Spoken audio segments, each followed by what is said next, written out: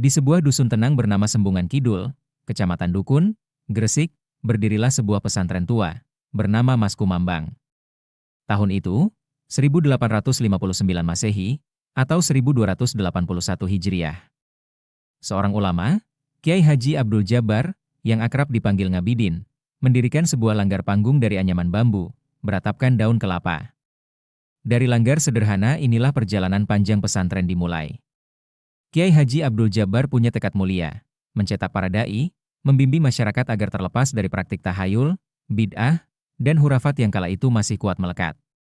Pengajian dilakukan dengan cara-cara tradisional, sorogan, bandongan, hingga halakah. Santri belajar Al-Quran, tafsir, dan fikih, langsung dari sang kiai. Waktu berjalan. Tahun 1907, Kiai Haji Abdul Jabbar berpulang ke Rahmatullah.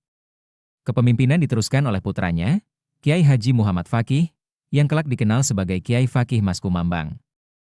Di bawah kepemimpinannya, pesantren semakin ramai.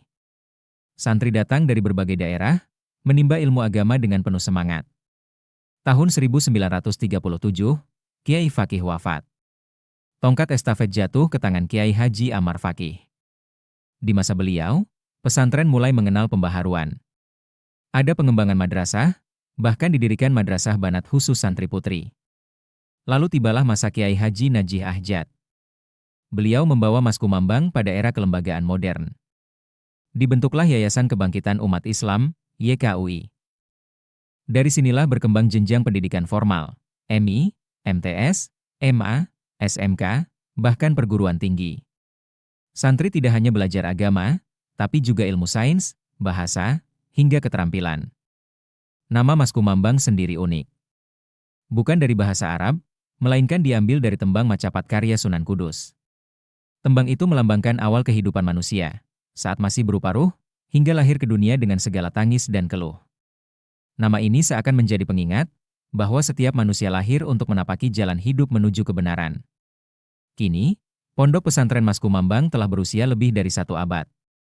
Dari langgar bambu sederhana, ia menjelma menjadi lembaga pendidikan besar, melahirkan banyak ulama, pendidik, dan tokoh masyarakat.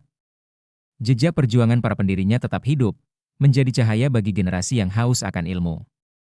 Cerita ini disusun dari berbagai sumber sejarah pesantren dan penelitian akademik. Jika ada kekeliruan, mohon diluruskan. Jangan lupa like, komen, dan share, agar kisah ini terus menginspirasi.